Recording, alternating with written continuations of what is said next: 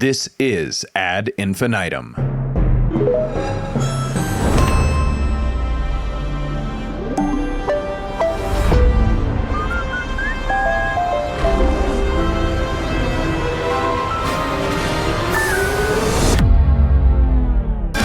Ad Infinitum is the award-winning podcast solely focused on audio ads, the creatives who make them and/or the latest thinking that informs them, how the space is evolving, and, my favorite part, a roundup of recent audio ads with analysis by yours truly, Stew Redwine, and each episode's guest. This is Season 3, Episode 1 of Ad Infinitum, titled Audio is for the Children, about kids and family shows, the creative process involved, in the unique alchemy of advertising for kids and family in an audio environment. So for this special episode, I'm thrilled to welcome Jeremy Westphal and Deborah Goldstein from Gen Z Media. Thank you guys so much for joining. Thank you so much for having us. Thank you so much for having us. This is great. You're very welcome. Gen Z Media stands at the forefront of children's and family podcasting, creating award-winning narrative fiction that captures young imaginations. Through partnerships with industry giants like Apple Podcasts, PRX, and Wondery, and with hits like 6 Minutes and the Unexplainable Disappearance of Mars Patel, GZM has established itself as a powerhouse in kids and family and young adult audio entertainment, specializing in immersive stories that make family time more engaging. As the advertising lead at Gen Z Media and host of the Big Fib podcast, Deborah Goldstein is well-versed in the world of production. She has worked at such companies like WNYC, Rebel Girls, and now Gen Z Media. And Jeremy Westphal is currently serving as the Director of Partnerships, Advertising Strategy, and Creative Services over at Gen Z Media, with career work in audio and podcasting across heavy hitters such as CBS, Comedy Central, and Nickelodeon, over at Paramount, formerly Viacom. Jeremy is no stranger to the ever-changing media landscape. Deborah and Jeremy, welcome again to Ad Infinitum. I am grateful to have you both here on the podcast today. I'm happy to be here. Grateful to be here. Yes. Thank you. We're all so grateful, so welcome. And this came about because on the side, I've put together a fiction podcast called Gypsy Vampire Slayers from Kansas. Gypsy Vampire Slayers from Kansas. That we'll be finishing up this spring. And that's how I met up with Jeremy. So as we were getting ready for the show, we did a pre-show, and in our conversations, we were talking about fiction podcasts or even kids and family podcasts, and the quick expectation of podcasts, which is something Jeremy brought up. It just doesn't include these genres.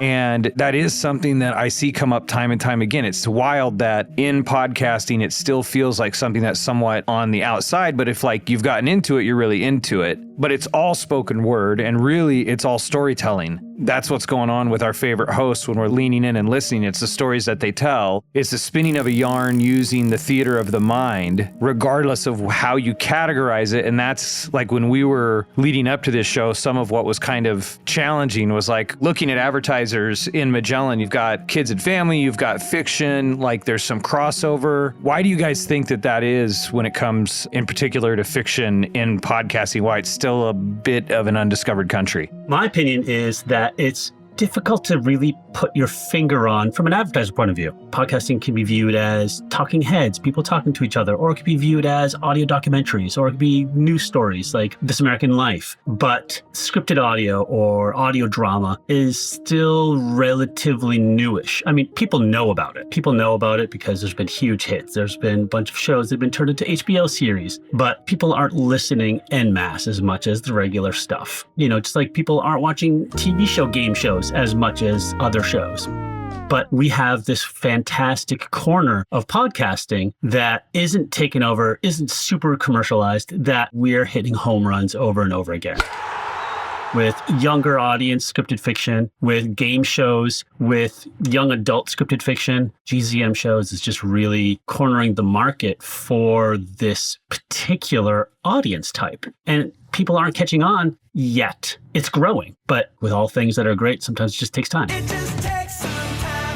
For sure. And we've talked about this before on Ad Infinitum, that I think that there is a broad behavior happening in our society, let's say in the modern US, in the mainstream culture, that is going, wow, these devices, these screens, particularly when it comes to raising children, are poison. A poisoned apple And so then where do you go? Well, it's natural to go to audio and kind of go back in time like it was a long time ago. And that's something where you can do co-listening and listen to stuff. Like I was saying this morning, I was listening to the Big Fib. I mean, Deborah, how do you look at Gen Z media at that intersection of fiction and kids and family and audio? Yeah, I think that just to piggyback on what Jeremy was saying, true that from an advertiser's perspective, it might be few and far between these scripted fiction podcasts that they're looking at. But when you're talking to the consumers, you're talking to parents, kids, educators, families, we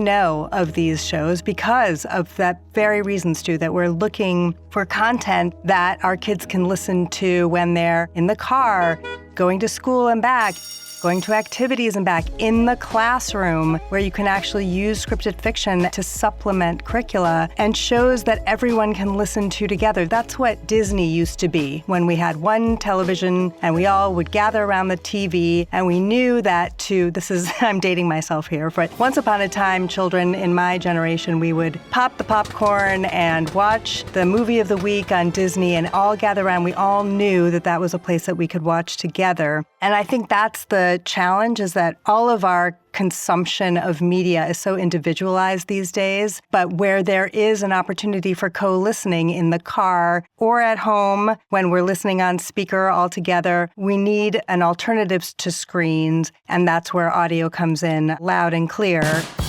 literally on podcasts. If I could jump in to say, Deborah is totally right. We have a lot of people listening in the car. We have a lot of people listening in devices at home speakers. We just did a partnership with Yoto because Yoto has a huge audio file, or people who really want to co-listen with their kids. And we're seeing numbers increase because of that. And that option for families to listen together, wherever that place may be, we want to be there. We want to help make family entertainment. We want to make general entertainment. And there's a lot to talk about. A couple of things that I want to touch on and ask you guys about. One is with the growth of smart speakers, this is more of an observation, or, just even from the Redwine household, of like, we'll make a phone tree, or recently even got this thing that we can put all our phones in and it's timed.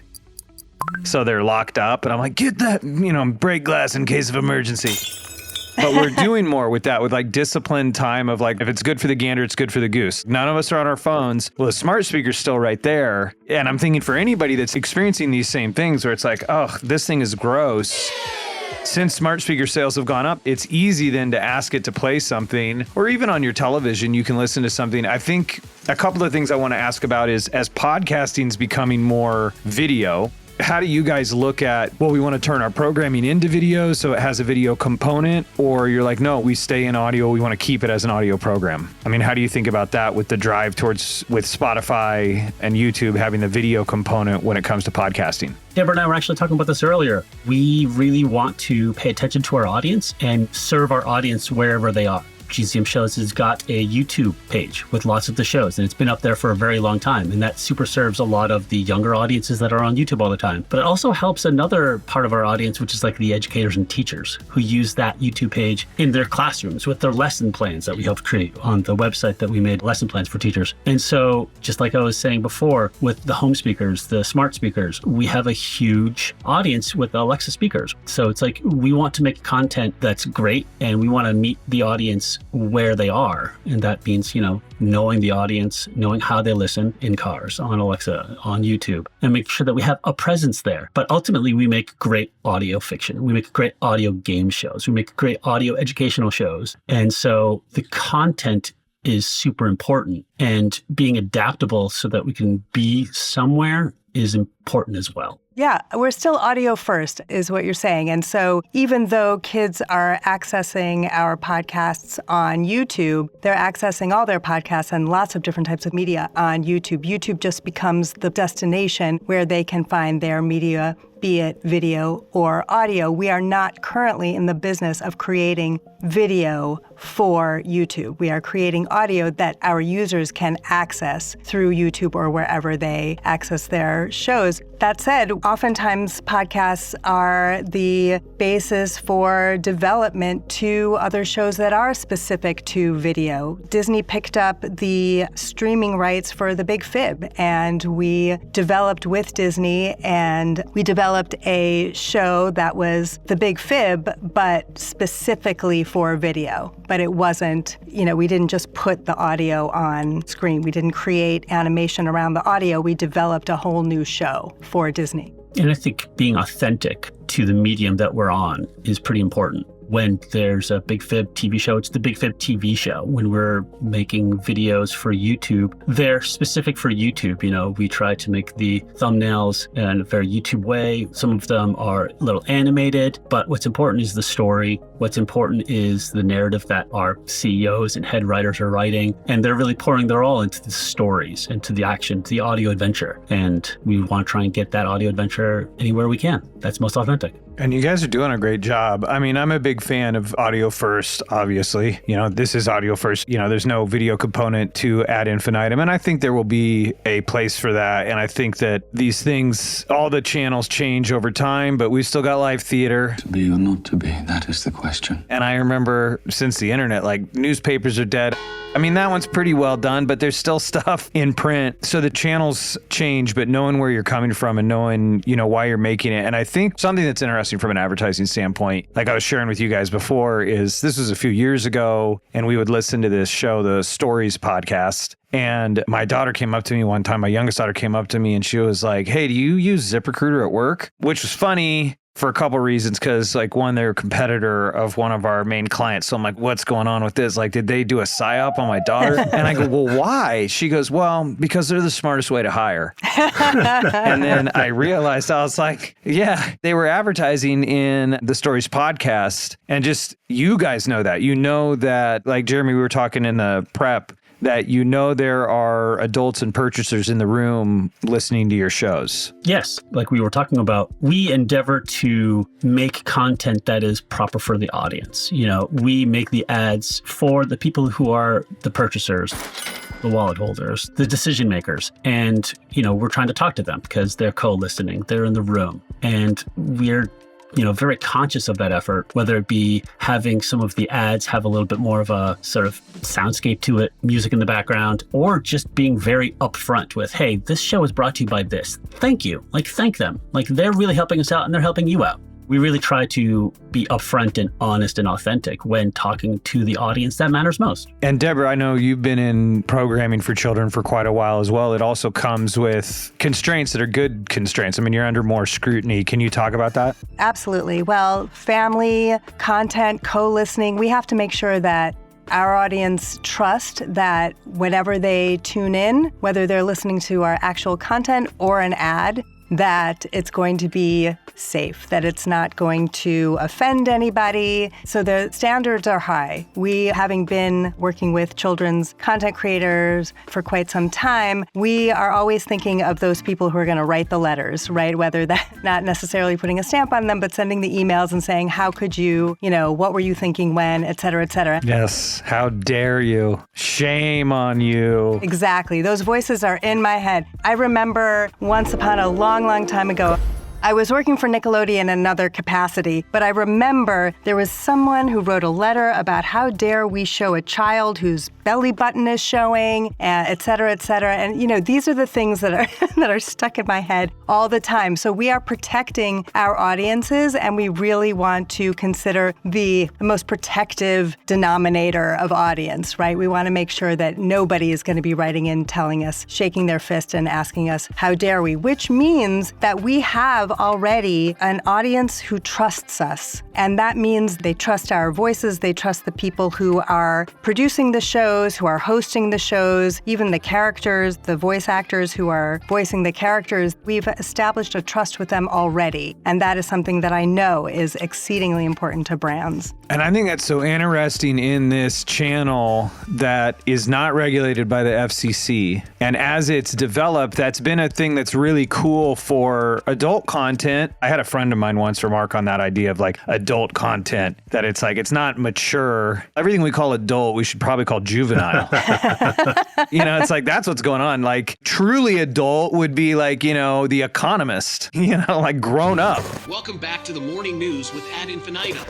Anyway, I think it's honorable that essentially it sounds like you're holding yourself to the same FCC standards as if you were doing this for the radio or television for children. Though I do have to admit some ignorance when it comes to advertising to children on podcasts, where those lane lines are, or even what body you answer to. That's a great question. Well, the way that I, having worked at Nickelodeon as well, they are terrified of crossing that invisible line. Don't cross this line.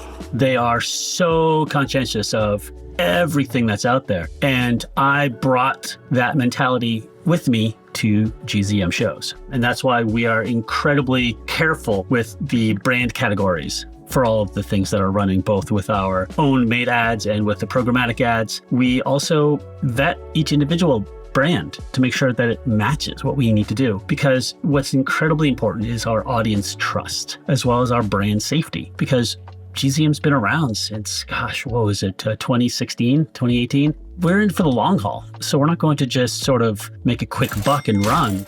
We're really trying to earn the trust for long-term sustainability, both with our audience, but also with the brands that we want to play with. And so we QC every single day. We make sure that things sound right and match what the audience tone is. And we jump in and we talk to our programmatic partners. We jump in and we turn things on and off all the time. And we make sure that we are really sort of holding our audience sacred and safe. Because to be honest, like I have kids, I co-listen. I'm a huge fan of scripted fiction. My partner works in education. Like those are like the three main audiences that we found are in GZM shows. And I would want to be just as careful and respectful to other people as I want to be treated myself. So I'm very lucky in my position here at GZM because we're not necessarily, sorry, Jeremy. No, go ahead. Jump in. Deborah, were you going to say something? Well, just to say, just before I forget, because I'm of the age where I'll forget if I don't say something, so I'm apologizing, but I'm not really sorry. But to say that we are really self-policing.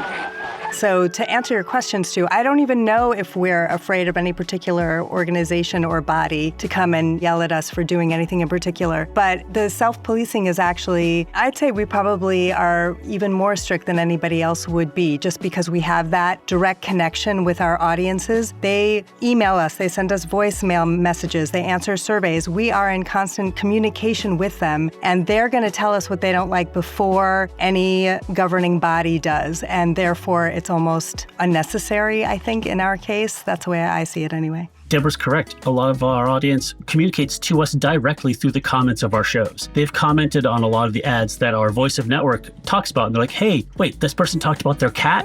What kind of cat is it? I have a cat. And so they actually respond to a lot of the ads and a lot of the content directly in the comments on Spotify, on Apple. It's crazy. Like the amount of interactivity and interconnected aspect that our audience has with our show, with our spokesperson. Jess is our Voice of Network, who the newsletter comes from, that does the bulk of the ads and hosts their own show. That's the behind the scenes director commentary. People reach out and talk and react to the ads. And it's wild. And so, like, as much as we are trying to not get in trouble or not have anybody have any major oversight, the main thing we're really holding ourselves responsible to, at least from my point of view, is our audience. Like, we want to really do what's best for them. That's outstanding. That's the way to be. So say we all, hopefully. That's a great place to come through. My wife and I just did this parenting course, which, with a junior in high school and a freshman, it's like a little late. Anyway, it's been really helpful.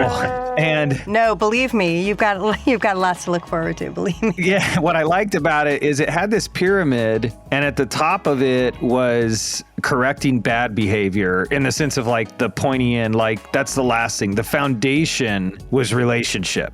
And there's some other stuff, but the broad strokes that relates to this is relationship, teaching good behavior, correcting bad behavior. So it's like you guys have that foundation where you have a relationship with your audience. You don't need a government body to keep you in check. I will say, as being a part of podcasting over the last 12 years, we've come up against some things as it's grown up. And it's interesting that, it's audio, it's spoken word. And in many ways, this has been around for a century, even though it's fundamentally the big change is that it's on demand versus broadcast. Okay. But there's a lot of other stuff. There's been exploration, but you can go back to at least use as a reference point. Well, what are the rules over there? And let's hold ourselves to that. And then where is that coming from? Which is exactly what you guys are doing, which is audio is for the children. We got to look out for them and not degrade that trust of the audience, because that's number one in audio. So before we get into breaking down some of your guys' ads, which is what we're going to listen to, and can I just add to your pyramid though too? Oh, please, yes. Just to say that not just to provide for them, but to listen to them too. I'm guessing that your parenting course, or at least should have done with older kids, is the ability to listen back and to be, managing up, right? Yes. Huge. Right? So to create that authentic relationship between yourself and the listeners, you can't have all the answers, and you have to be open to change and tweak and listen to what they have to say. Well, and that's what I'm hearing you guys say. And then also just from it's one thing to hear you say it, but then in listening to your shows running up to this episode, I hear the ads that you have for the surveys that you do. Multiple ads for multiple surveys. So you put your money where your mouth is. What are some other folks that come to mind for you that you've heard that do this well? That really connect with their audience? For me, Story Pirates, for the really younger family audience. They used to do the most entertaining ads. They used to do basically 30-second to 2-minute sketches about certain things. And it was just in character. They were being silly. They were being themselves, but they were being authentic. And there was one in particular that my partner and kids, we loved them talking about Baby Bell cheese. And so they made it fun. They made it so I didn't want to skip the ad, because the ad was just as entertaining as the show. The ad was part of the show. The ad was them, and I wanted to listen to it. It was great. Kudos to those guys. Yeah, and that's fun because it's another expression of a host read spot where people who are, let's say they're advertising in podcasts and they're used to maybe more of a sports program or a news program. It's the same dynamic at play in that it fits the content. They're doing it in the style of the show. For a more grown-up audience, Ad Lucium, we had talked about, and that was BetterHelp on Q Code, where they'd done the integration where the AI bot is hey, can you, help get me schedule a therapy appointment or whatever? And that was a cool integration where it felt like part of the program. I listened to that. It was great. Another one that is adult scripted fiction that did something similar, Dark Air. It was a scripted series by Ray Milson, and his character was a radio host. And as a radio host, he did radio ads for Helix Mattress. And it was in the world. And it was so funny. And then a scripted comedy show called Mission to Zix did ads that were unskippable to me because they were in world, and it was a sci-fi spoof of Star Wars and Star Trek and anything sci-fi and fantasy. And sometimes they would just go to another character that was talking about an ad, but in character, in a spaceship, on the radio, asking for SOS. They were crashing, or they were on an alien world selling things, but it was in character, in world, with characters and actors and sound effects. And it was so clever and so intentional. And it just was unskippable. Yeah, that's a great example of it matching in the content. And the other thing I've heard folks do is we'll hear an example of this from you, Deborah, where they'll have, because yours is more of a game show, where they'll have the host do it, or they'll have a producer do it. And I think it was also on Ad Lucium, because we looked at a bunch of those for another episode. But the producer of the show was hey, this is in 3D audio, or it's in Atmos. And it was an ad for Sonos speakers. And they also, said those most important words, which is, I use this and you should too. And so that was another way of doing it. Hey, we're the people that make this, or hey, I'm the real person, and let me tell you about this. Or your other choices, we'll do it in world, do it as part of the show. Do it live. I'll write it and we'll do it live. Is there anybody that stands out to you, Deborah, in the space? As a consumer, the most impactful advertisers are, like you were saying, the host reads, but where we can tell that they're authentic and they're actually using the product or taking advantage of the service. And I listen to those people. So to me, whether I'm listening to Smartless or Wiser Than Me, those people who are actually taking the time, it's almost as if when they read an ad, but it doesn't sound like they're reading it. They sound like they're really giving a testimonial. That makes a huge difference to me. Absolutely. What we talk about at Oxford Road is it never hurts to have that personalization. and you want to push for it as much as you can. And sometimes you'll be surprised. You'll hear one that sounds more dry, like maybe from a Lex Fridman, but if you stop and you think about it, you're like, oh, that matches his tone. So that makes sense. It tracks. But if at all possible, you want to feel that authenticity that they're saying, I use this thing, I did it. You know, it's like Aristotle, a person is not fully persuaded until they consider a thing demonstrated. And I think part of demonstration is a testimonial, somebody getting up and like, testify. Absolutely. Yes. And then you're like, I believe them. And then you're like, okay, I feel good about this because you have a relationship. So let's listen to some ads from you guys. Thank you for being I think this is the first time we've done it this way where we're like, we're only going to listen to ads from the guests. Oh boy. Which is cool. What I like about it is it tracks with what we do, which is we use Magellan to look at the top spenders in podcasting.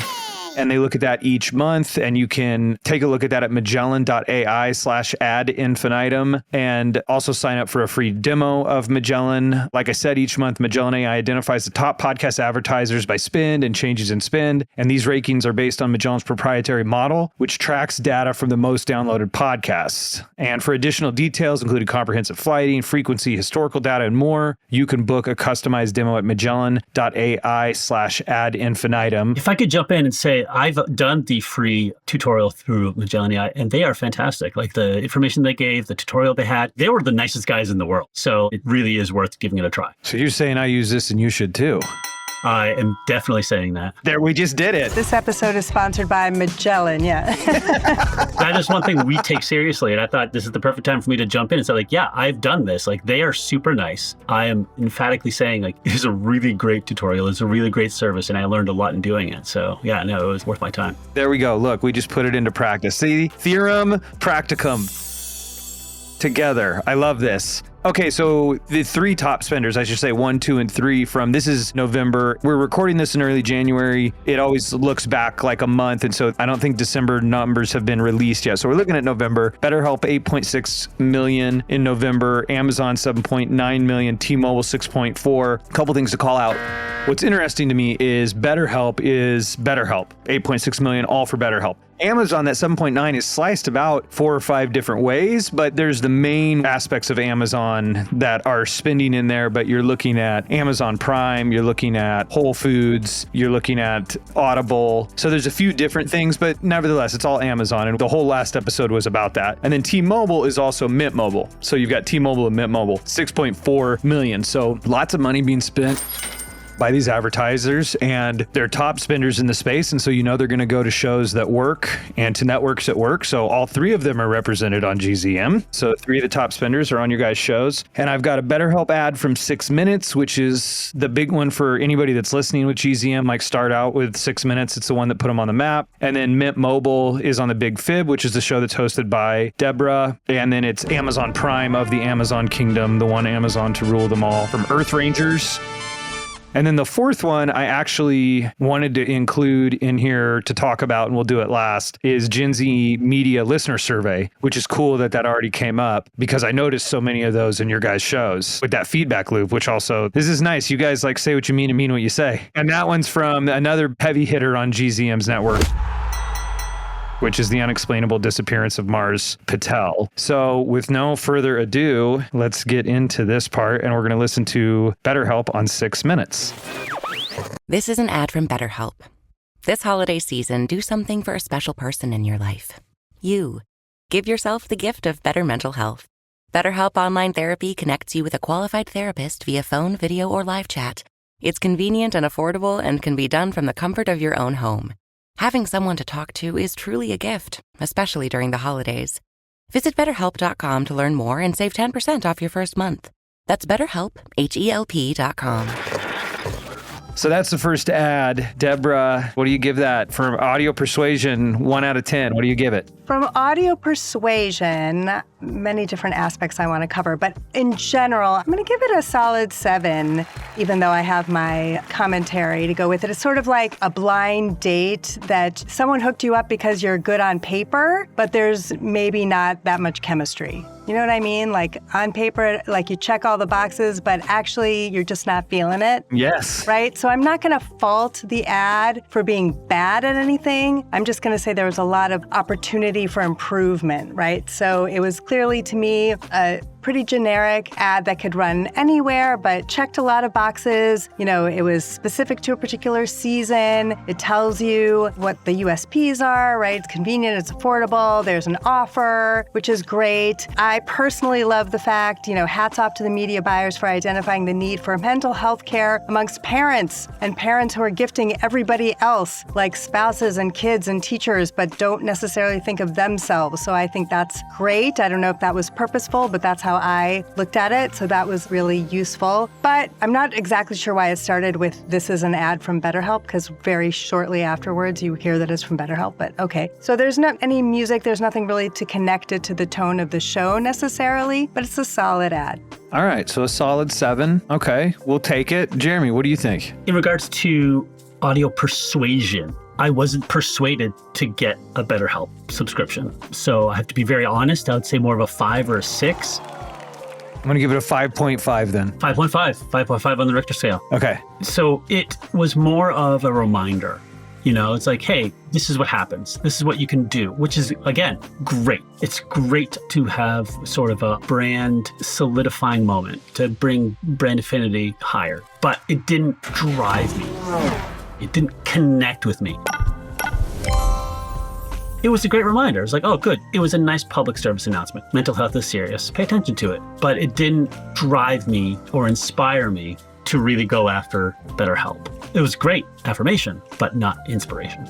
Yes, I think it was great information, but it was not inspirational. I like the assessment from both of you, and thinking of the blind date thing. It's kind of like, yeah, this is the kind of person you'll probably end up with. They're okay.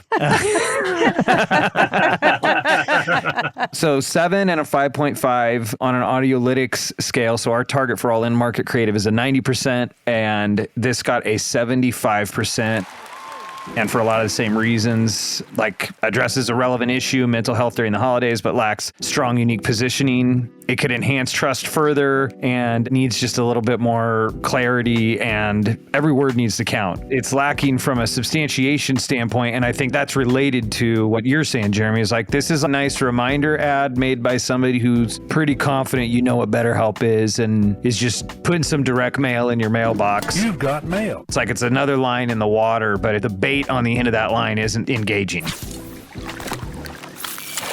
Yes, but is it good awareness campaign? Yes, because when I'm in the mood, BetterHelp will probably be one of the first things to think about. But for the immediate activation and persuasion, nothing's immediate. I mean, we can't turn up our noses at direct marketing. No. You know, a lot of it ends up in the trash, whether it's physical trash or the trash of our brains, but it's filed away somewhere to be retrieved later. I believe that, yes. Every impression does count, right? It's just, what did it cost you?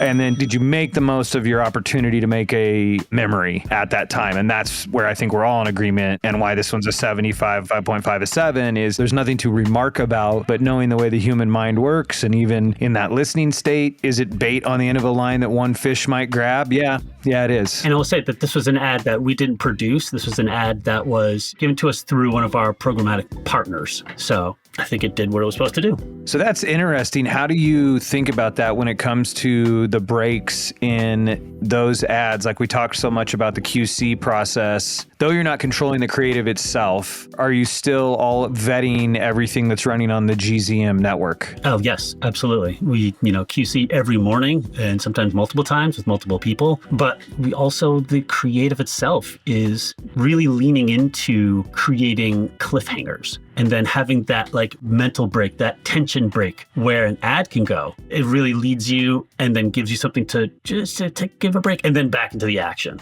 And same thing with Deborah. Deborah has a lot of the game show for the Big Fib where it's broken out into acts, and then there's space for the ad, and then you come back, and then there's the thrilling conclusion to the game show. But yeah, no, we are very intentional, and we really try to police and keep aware and set them up for success wherever they're placed. So with an ad like this, where it's like, okay, it's middling, basically, there's really a lot of opportunities for improvement. Is there feedback mechanisms in place where you're able to encourage them to do something more dynamic? And then I'm sure at scale that could become difficult, but I'm just curious about that. For the programmatic, it's difficult because, whether you're talking about fast tags or you're getting the programmatic through Art19 or through Megaphone, there's no direct communication with the brands. But whenever we talk to our partners or whenever we're talking to the brands directly, we try to communicate that immediate, intimate, authentic relationship we have with our audience, and that can really help move the needle for them. Sometimes it helps. Yeah, that's key when you have that communication, because if you don't, like Jeremy said, there's no way of managing expectations or agreeing what the goal is in running those ads. But when you have those conversations up front, then you can set everybody up for success by identifying what the goal is, what the measure of success is, what next steps would be after you run it, all that kind of stuff. And so if we look at that from the lens of persuasion, this is good for not an immediate buy, but long-term affinity and awareness. Yeah, I think it does okay. I mean, it's definitely present. I think what I'm hearing, for the chief audio officers that are out there that are listening, that it's like, hey, look, if you're buying programmatically, make sure your creative's working hard, because I think what we're seeing at play here is, in a sense, path of least resistance. Like, this is sort of what you would expect in a vacuum where there isn't all these feedback loops and attention. Is probably more likely you may end up with something with less razzle dazzle. And it probably has to be safe because it's probably being placed in a lot of places. So, you've just got to do the assessment on yourself that you might be going, well, I know my frequency is high enough that I can do something that's a little more bland because I'm going to be doing it so many places. But the other part of me goes like, well, come on, we can reach higher than this and do something more distinct and interesting. So let's see how Mint Mobile decided to show up on the Big Fib. Here we go. The Big Fib is brought to you by support from Mint Mobile. I have a question for you. Is saving more and spending less one of your goals for 2025? If so, why are you still paying such high prices every month for wireless? Switching to Mint Mobile is the easiest way to save this year and the easiest way to keep that 2025 goal of yours. I think I've mentioned before that one of our producers here at the Big Fib got a Mint Mobile plan for his son recently. Well, that's because his 2025 goal was to help his son foster independence and save money while doing it. Do you want to save more and spend less as your New Year's resolution? Right now, when you purchase a new 3-month phone plan with Mint Mobile, you'll pay just $15 a month. No strings attached, no sneaky fine print, no big fibs, just a great deal. To get this new customer offer and your new 3-month unlimited wireless plan for just $15 a month, go to mintmobile.com/bigfib. That's mintmobile.com/bigfib. $45 upfront payment required, equivalent to $15 a month. New customers on first 3-month plan only. Speed slower above 40 gigabytes on unlimited plan. Additional taxes, fees, and restrictions apply. See Mint Mobile for details. Okay, so it was not planned, but this is like the exact answer to sort of the premise of the challenge after listening to the BetterHelp ad of like, oh, this is how to do the exact opposite.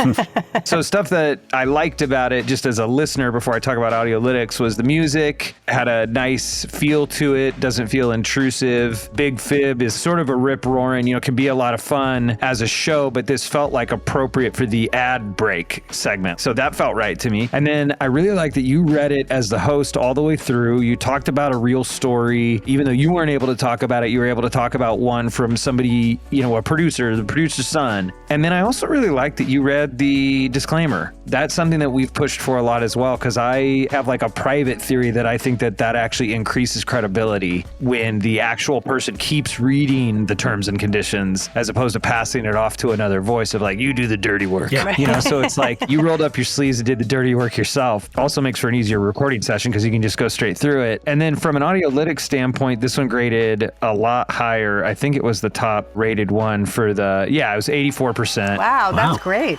Yeah, the target is 90, and it's like technicalities sort of where there could be some increased scarcity, like why act now could be added in. There's already great substantiation, but substantiation of how is this better than the status quo or competitors. But this is like shaving milliseconds in the Olympics. With an 84, with an ad like this is really good. And the trades that you have to make to get it up to a 90 would be you using it yourself would be helpful, or being able to increase the scarcity would absolutely be the two biggest levers that you could pull.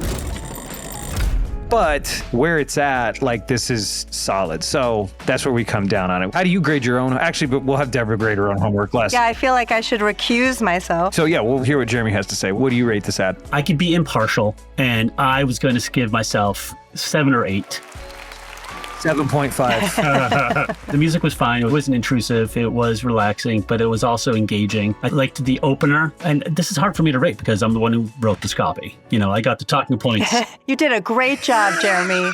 I'm the one who actually was the producer who got the Mint Mobile for their son. Yeah. Oh, wow. Yeah, it's a big deal for me to speak authentically. And if our voice of network, Jess, or if our host, Deborah, can't actually use it or haven't used it, I try to use it myself. And it was just a crazy coincidence that I need to get a cell phone for my 10-year-old because he's going to a new school and we want to keep track with him. But it was really important for me to have hands-on experience so I could write something about it. And Jeremy is amazing. Every time there is a potential advertiser who is interested in a host read, he'll put it out there to the whole team. Has anybody had any experience with this? Can you speak to this? Is anybody thinking of having experience with this so that he can find people who can provide those testimonials? Because I don't want to have a host lie and say like, oh, Casper mattress is great. By the way, I actually have a Casper mattress because of a podcast ad. But still, like, I don't want them to lie. We all say that we would lie, but Jeremy won't have it. Actually won't. Right.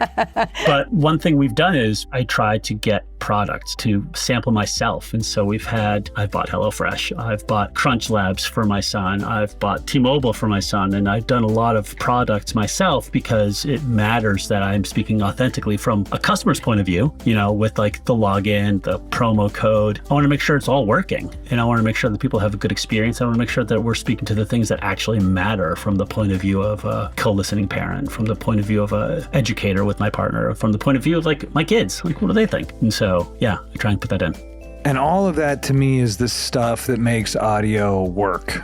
We talk about this a lot at Oxford in that audio is inherently inefficient because it's intimacy and relationship based. Relationships are not efficient. This obsession with efficiency is fine for making bolts for an airplane. Please prepare for that. Great. Not how humans work. And I can relate it to like BetterHelp. Seeing something like BetterHelp exist now is beautiful. And it's seeing like to be fully human and be fully alive is to be pretty inefficient. And that is okay. And audio is inherently inefficient with things like what you're talking about. It is so built on trust. And here we see it in stark relief. BetterHelp, God bless them. It's great. It's fine. We all said it. We're all professionals. And we go, it's fine. Okay, well, now is that the kind of thing you go home and you're proud about? Whatever, that's separate. Then we just heard one where it's like, yes. I know you guys are grading your own homework. We do that at Oxford Road. That's what Audiolytics is. The point is that you're trying to get a view on it and look at it. And with this Mint Mobile one from the Big Fib, and then how you're talking about your approach that like every advertiser is this inefficiency. It's hard to scale. I gotta admit it is hard to scale, but hearing the two back to back, it's like, yeah, this is the stuff. This is the stuff right here that we want to preserve. And we say at Oxford Road, #save the live reads. And I think you're gonna see more of this. This will not go away. And in fact, I think a premium is going to be put on it as you see more of the programmatic go up as well. Right. I hope so. I think so. Okay, Deborah, how do you grade yourself, Deborah? That's a great question. You know what? As a woman, I try not to judge myself too harshly in this world that's always judging. Good. However, that said, I do try to keep the same tone that I use throughout the show in the ad read because it is I who is showing up on the show, and therefore it is I who is showing up in the ad read as well. I don't need to try to make it authentic. I just try to be myself. I guess that's redundant in a way, but what I hear when you're saying that is you're deciding not to be performative. That's correct. Yes. Or I'm always performative. You choose. But yes, that's possible as well. But yes, that is correct. What do you give it out of 10? I give it an 8. Yay. I think it's an 8. Yeah, because an 8 looks like a B, which is for the Big Fib. The end. All right, so another one. Let's see from one Amazon to rule them all, how they show up on Earth Rangers. This episode is brought to you by Amazon Prime. There's nothing sweeter than baking cookies during the holidays. With Prime, I get all my ingredients delivered right to my door, fast and free, no last-minute store trips needed. And of course, I blast my favorite holiday playlist on Amazon Music. It's the ultimate soundtrack for creating unforgettable memories. From streaming to shopping, it's on Prime. Visit Amazon.com/Prime to get more out of whatever you're into. Okay, there we go. That's the next one. With no further ado, Jeremy, what do you give it? What's your analysis and your grade? I want to give it a 5 as well. Actually, I'm going to give it a 4. I'm going to give it a 4. I'm actually shocked. Yeah. Talk to me. What did it do to you? The music is too abrasive. For me, it's like, hey, you ready to party? Like, no, I wasn't. I was just doing something else. And then another one is like the person who's reading the ad, like, hey, it's time for the holidays. And when I'm in the mood for the holidays, I want to bake cookies. Like, who are you? Why do I care about your cookies? I don't know you. Like, there's a level of intimacy that is immediate, that is unearned. That is how I actually listen. It's like, I don't want to be tricked. I don't want to be tricked. I just want honest responses and information. Like, hey, it's a holiday. Holiday makes people think about cookies. That's honest. I care about that because it is like, yeah, you're right. It's a holiday. Here's the vibe. Here's the feel. But to like try to come at me with loud music that is partying music with someone that's like, hey, I'm doing this thing. I'm in the mood for cookies. It's like, well, I don't know who you are. And this was not the mood I'm in. And it doesn't fit all vehicles of all podcasts. And so if I was listening to a chat show, this came on, it would be abrasive. It would be a change of tone. Listening to one of our shows for, scripted fiction for young adults or for younger audiences or for teachers, it's a too sharp change of a tone and without actually having earned authenticity. Okay, well. Tell us how you really feel, Jeremy. I'm so sorry. Yeah, thank you. No, we're the third ad in. This is good. The production value was great. Right. Deborah, what do you give it? What's your take on it? I actually give it a 5 also, but for very different reasons. I was not offended by the music at all. I don't know, when you're baking, if you're baking a lot, and actually I don't bake a lot, but I'm guessing if you bake a lot and you're baking for the holidays and you got to get a lot of cookies out there, you're going to put some good music on. So that did not offend me at all. It just felt like it was kind of that brand awareness reminder. It didn't really say anything in particular. It didn't tell me to take advantage of anything in particular. It didn't tell me anything new about what Amazon Prime is or whether or not I'm listening. And the shift to Amazon Music felt like I was taking an exit off the highway that I wasn't prepared to take. I didn't realize that was coming, and I'm not even sure why, because I'm not sure what that was offering me. Is it offering me ad-free music or just music in general? I don't know. What's the benefit of listening to Amazon Music on Amazon Prime? I don't know. So I felt like my immediate response was, I don't know if this is the thing, but it felt like a McDonald's land grab of spots, just to like put all their spots out there to block anyone else from buying ad spots. They were so successful because they bought real estate, right? And so there was a McDonald's on every corner, and Starbucks followed suit, and et cetera. So it felt like we just want to put ourselves out there so no one else gets a chance. That's how I felt about it. Blocking out the competitors. Yeah. Yeah, I understand. I got it. Wow.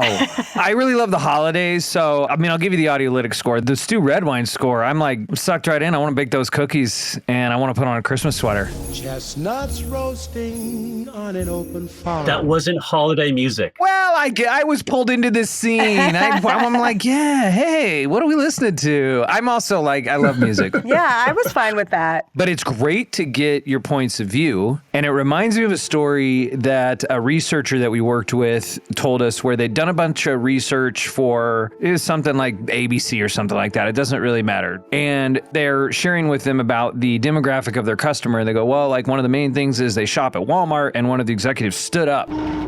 He was incredulous. He goes, that is ridiculous. And like, what? He goes, I would never shop at Walmart. And they're like, well, you're not the customer, dude. And as silly as that extreme story is, it kind of makes the point that even in this experience, here's 3 people having, I know we're grading it as professionals, but also as individuals, we're having very different reactions. And so it's like, okay, well, what is our customer? What are we trying to do? I was going to say what it felt like to me was between the two. It was like BetterHelp was fine. And then the Mint Mobile ad, Big Fib, is like great. What audio does that other things can't do. And this one's like between the two, because it had the music. It feels like something ported over from radio, which I'm hearing a lot of. From an audiolytics standpoint, it actually is also the lowest grade. It's not as low as your guys' grades, but it's a 67%. And it's for that lack of clarity, what you pointed out, Deborah, that it goes Amazon Music, Amazon Prime. And even with Amazon, what I think about is like if you walk into a Walmart, like here where I live in Santa Clarita, you walk into the Walmart, inside the Walmart, this huge banner says #1 retailer in California. Or at McDonald's, you brought up McDonald's, 1 billion sold. You still need to do that even when you're the biggest one in the room. You still need to wear a gold chain with a dollar bill on it and be like, look at us. We are number one. You have to say, I am the greatest. I am the greatest. I am the greatest. And Amazon's not doing that. That's substantiation. And also from a taking action standpoint, again, we're grading it on persuasion. Scarcity is missing. So it's more leaned back. And then what's interesting is that the scenario it proposed and even the implied intimacy where it's trying to sound like maybe this is the host, that backfired to Jeremy. And so it's like, this would almost be better to be closer to like the BetterHelp ad, just with a little bit of a harder hitting message. Right. I mean, I almost felt like they should be equally scored and that if you combined, if the creatives of both ads got together, it would be a great ad because they lacked what the other one. That's good. Yeah. Take the best parts of both of those. Exactly. Okay. So note to our chief audio officers. Well, to those creative teams, you guys should call each other. And then to our chief audio officers that are listening, make sure that you're committed to what you're going to do. Don't go part way. Okay. So for this last ad, it's a little different, but I wanted to include it. And we talked about this and we'll close out with this one, but let's still grade it as an ad. It's for one of your listener surveys. So here we go. Hey there, it's Jess from GZM Shows. I just wanted to drop a quick shout out and say a big thank you. Thanks for following us and for spreading the word about our awesome stories. Your support means the world to us. Whether you've snagged a subscription, checked out our free educator resources on our site, or simply chatted up our shows with a friend, you're making a difference. Every little bit totally helps. So guess what? We're actually on a mission to get to know you better, and we'd love your input. We're running a listener survey to make sure we're bringing you ads that you actually like. We want to keep the good stuff rolling with fresh seasons of 6 Minutes coming soon and more shows like Nightingale and Winnie Taylor's 4th and Inches. So help us out by hitting up gzmshows.com/survey and taking a super quick survey to tell us about yourself. Once again, that's gzmshows.com/survey. Thanks a bunch. You are awesome. All right, guys. So that is the GZM survey like we were talking about. Deborah, what do you rate it? I'm going to give it an 8. Again, I do feel a little close to it, but I know Jess. I think Jess is a great performer and a great ad reader, and I really felt like she was talking to me and that she cared about me and that my opinion matters, you know? Yes. That's because she does. She makes you feel that way. So hats off to Jess on the read itself and making me feel important and making me feel like I had agency in the kind of content or ads that I'm going to hear across this network. If I had to improve it in any way, there might have been an offer attached to it, like do this and then you get this, because let's face it, we're all grabby these days and we all want a little something for our time. Being on the other side, I know that we don't have anything to give except that we can listen to you and do what you tell us to do, or try to anyway. Yeah, so I thought it was really well done, well read, and I felt connected to it. Jeremy, how about you? I'm actually going to give this one an 8. Oh! Yeah, I wrote it and produced it and everything, but that's not why I'm giving it an 8. The reason I'm giving it an 8 is because when I wrote the ad, I made sure to listen to all of the ads that were serving surveys through other shows, like TED Talks, which was their weekly show, TED Talks Radio, Fable and Folly, they had one, The Moth. There was another one from Harvard Business Review. There's one from Realm and Story Pirates. And so I went through a really deep dive in research to find the ads that were serving listener surveys to their audience. And I listened to what moved me. And it's sad because I view myself as cynical and I don't want to trick people, but I do want to inspire them towards motion and improvement. And I felt like I stole a lot of language of saying thank you to the audience, not having a music bed to give a little bit more sense of intimacy and not like handshaking jazz hands, having it be, this is why we have ads, an explainer so that people know why there are advertising, explaining that we want to make things better for you, the listener, because you're the most important thing. And these ads help us make more of what you love, help us help you make more of what you love. And so I stole bits and pieces of the language that I found the most effective across other survey ads. And this is something that we try to do annually. And so we're actually coming up on doing some more survey ads. We did it last year. We're going to do it again this year. And so honestly, this is a really, really great conversation to be having, because I will take any notes that you give, because being effective to learn from our audience is the most important thing to us. And we learned a lot from our last survey. We learned about our audience. We learned about who they are, what's important to them. We learned about kids and family and co-listening parents. We learned about young adults. We learned about the strong educator audience we have. And we learned that they have pets. And that helped us get like pretty litter ads. We learned that our audience likes to travel. And so we've been talking to a lot of advertisers helping to travel. We learned a lot, and we tried to use that to help them get what they want. So you just gave yourself one of the main notes, which would be substantiate the survey, the value of it, and how have you used it to make decisions in the past. And you just did that in a playful way. Like, from our surveys, we've done X, Y, and Z, and you can do it in a GZM style where it's playful. Oh, yeah, that's really good. But that's some substantiation of the thing that's on offer that's different than the T-Mobile spot. So this one scored just below. It got an 81%.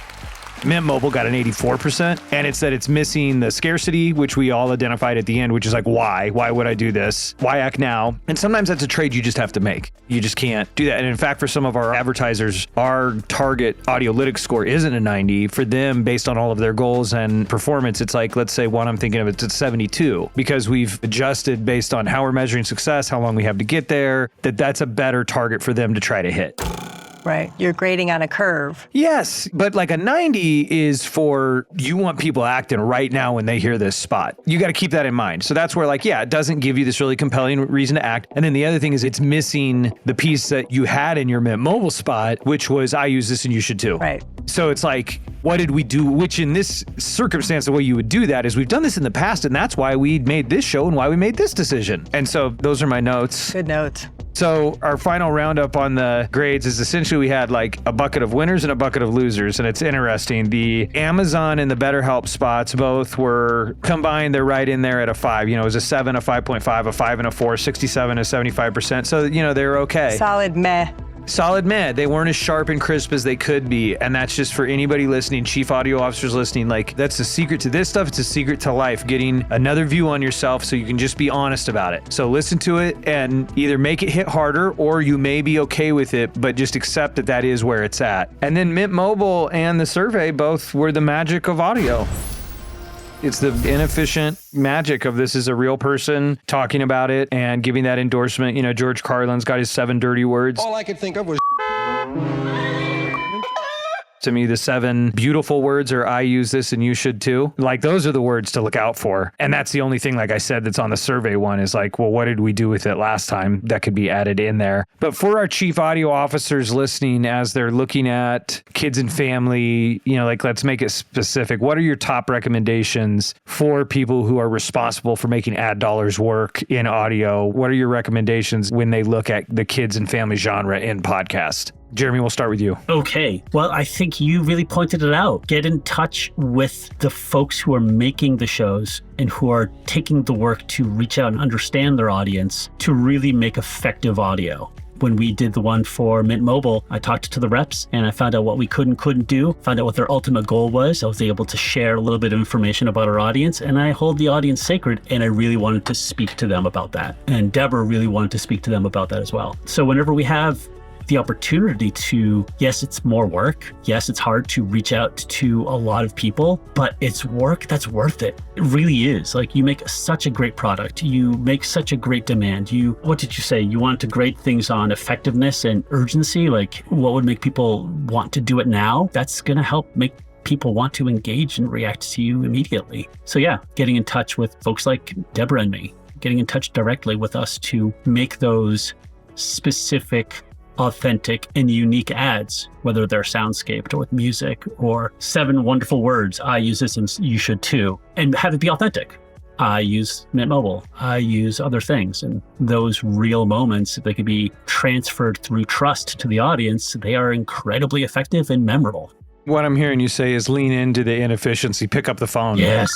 Hello. And Deborah, what about you? What's your advice to the chief audio officers that are listening as they're looking at the kids and family genre in podcast? Yeah, look is what I'm going to say first. You kind of bring it to the very first question, which was, can you explain why this feels like it's not the first thing that people think about? Why isn't it? It should be. And so everybody needs to take a look and see that we've got these incredible audiences that span ages and that trust us, and we already have this fantastic relationship with, and And you should look and use that. And let us help you use it if you can. If you don't have the time, you don't have the cash, that's cool too. We'll make it work. But don't forget about us. Don't forget about Kids and Family. We're a really valuable audience. Excellent. That is great advice. It is worth looking into all of the opportunities. My prediction is this one is going to grow increasingly more, especially as the collective unconscious or conscious, for crying out loud, when it comes to raising children in 2025 in the United States of America goes, yeah, I'm good without this. So we can listen to some stuff and it engages different parts of the brain. So thank you guys for all you do. Thank you for how seriously you take it, how much you respect and honor your audience. It comes through and holds up under scrutiny here. And we wanted to start out our new year and new season of Ad Infinitum with a great show, and that's exactly what came through here. So thank you both. Thank you so much for joining us on Ad Infinitum and for sharing your expertise in kids and family podcasts and so much more across audio and persuasion. And where can listeners go to learn more about your work and all the things you guys have going right now? Well, gzmshows.com has all of the shows that GZM Shows is working on, and you can get updates on what we've got coming out that's new. A new show called Imagination Amplified, and we're all sort of leaning in as a family to help make that new series shine. Yep, and my show on the GZM Shows network is The Big Fib, so you can hear me there. Look, we can create a whole episode around a particular product, so we're open to that too. For The Big Fib. That's right. Awesome. The Big Fib. Can you spot the lie? The Big Fib. Some pigs can fly. The Big Fib. But if you ask me why, can you trust the answer? The Big Fib. And that's the jingle from The Big Fib, which Sonic Branding Works, mighty chief audio officers that are listening, as Deborah and Jeremy have testified to at GZM, that they even get kids sending in recordings of that jingle. So Jeremy, Deborah, thank you so much for coming on Ad Infinitum. Thank you. Thank you so much. This is a lot of fun. Really appreciate it. I'm a fan of the show, and this has been great to talk to you. And you gave some great advice on how to make things a little bit better. So really, thanks.